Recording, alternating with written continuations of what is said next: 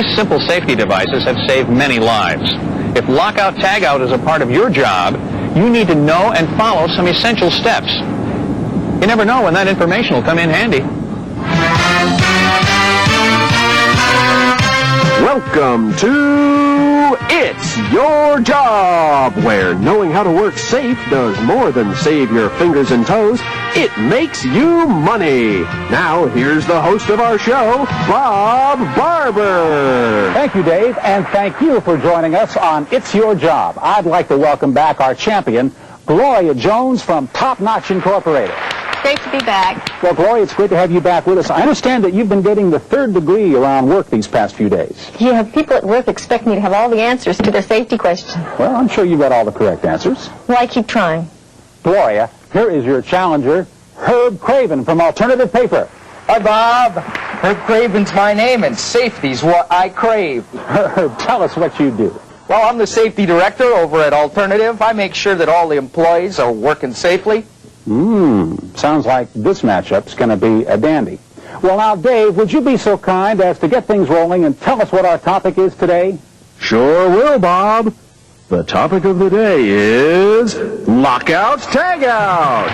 Lockout Tagout helps make sure energy isn't released and equipment isn't turned on while being serviced. It protects the people working on the equipment. Always an important topic. It sure is, Bob. Now, did you know that OSHA estimates that nearly 2% of all workplace deaths could be avoided with the use of Lockout Tagout? Okay, well, thanks, Herb. Okay, contestants, you know how this works. 15 points for each correct answer, and the first contestant to get to 75 points wins this round and some fabulous prizes. If you're all set, here we go. Name 3 types of employees who need Lockout Tagout training. Herb. Well, the 3 types of employees that need Lockout Tagout training are authorized employees, affected employees, and all other employees. Precisely. Good answer! Authorized employees are people who are responsible for the Lockout Tagout procedures. These are usually people who service the equipment that's locked or tagged out. The second group are affected employees. These are people who operate or use the equipment. Whenever equipment is locked or tagged out, the affected employee must leave it alone and not try to operate it. All other employees must also be trained. Authorized, affected, and other employees must all be able to recognize when Lockout Tagout is taking place and understand the purpose of the procedure. But remember, authorized employees are the only ones who should put on or remove locks or tags. Herb is off to a great start. Okay, time for the second question. Electricity, as you both know, is one hazardous energy source workers must control during lockout or tagout. Name 3 others. Herb. Well, let's see. You got your mechanical, your thermal, your hydraulic, You're right. your pneumatic, your chemical. Right again, Herb. Many machines have more than one energy source. During Lockout Tagout, electricity must be controlled to prevent accidental startup. Then there's mechanical energy, hydraulic energy, pneumatic energy, chemical energy, and also thermal energy. Each energy source must be controlled during lockout or tagout. Looks like Herb's off to a quick start with 30 points. Here's question 3. Name one way an employee could be exposed to a hazardous energy source. Herb again. An employee could be exposed if he or she was walking in the wrong way. Sorry, not specific enough. Gloria, it's your turn. A maintenance person who takes off a guard and services a machine without locking out that machine would be exposed to a hazardous energy source. That's right. You're on the board. That she is, Bob. Employees can avoid exposure to hazardous energy by locking or tagging out machines when guards are removed for servicing or any time they'll be in contact with the point of operation. Never bypass interlock mechanisms and don't adjust equipment during the normal cycling when this is not a normal production procedure. Don't get lazy and skip lockout. It could save your life. Herb has 30 points and Gloria now has 15. Hands on buzzers. Here's question number 4. What is the last step of the lockout tagout procedure? Herb, you've got that fast hand again. The last step of the lockout tagout process is to verify the isolation of the energy. That's right, Herb. Exactly. Before starting servicing, maintenance workers need to make sure that machines or equipment can't be turned on, and that all the various kinds of energy have been released. For instance, you may need to visually check the pressure in pipes and look to be sure that any equipment that could fall is lowered. Looks like Herb is on a roll. He's got 45 points. Gloria's got 15. Time to make your move. Here's the next question. If it's not possible to use a lockout device, what can an employee do in addition to using tags to ensure better employee protection? Gloria. The employee who installs the tag, No, sorry, Herb. Yep, Bob, one of the things an employee can do is to remove and isolate a circuit element. Well, that's right, Herb. Good answer. An employee can also block a controlling switch or open an extra disconnecting device. But remember, machines sometimes need to be tested or repositioned during servicing.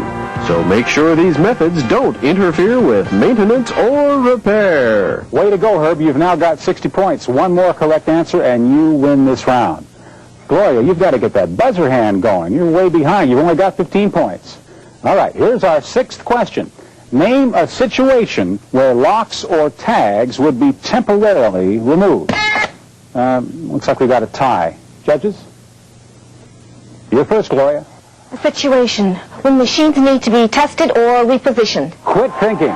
She is correct. In some special circumstances, machines need to be tested or repositioned during servicing. If temporary removal of a safety device is necessary, authorized employees must follow established safety procedures when re-energizing the equipment. Clear the machine of tools and materials, remove employees from the machine or equipment area, and remove lockout or tagout devices before proceeding with testing or positioning. But when it comes time to continue servicing, make sure to reapply lockout or tagout devices. Gloria now has 30 points. Herb, you're still ahead with 60. Here's question number 7. How often should lockout, tagout procedures be inspected? Herb. The energy control procedure should be inspected annually to ensure safety. That's right. Congratulations! Lockout, tagout procedures should be inspected at least every year. Make sure they're effective. All employees need to understand the current lockout, tagout procedures in their workplace. Congratulations, Herb. You're our new champion. And Gloria, thank you so much for joining us. Don't forget those wonderful parting gifts we've got for you for being runner-up. Thanks for having me. It's been great. Now, Herb, you won that round. Dave, tell Herb what he's just won. Herb, hold on to your safety hat, because you've just won a brand new forklift! This John Doe LiftMaster comes with its own fire extinguisher, airbag, and anti-lock brakes, to name just a few of its features. How about that, Herb? Oh, I don't know what to say. I have always wanted the LiftMaster.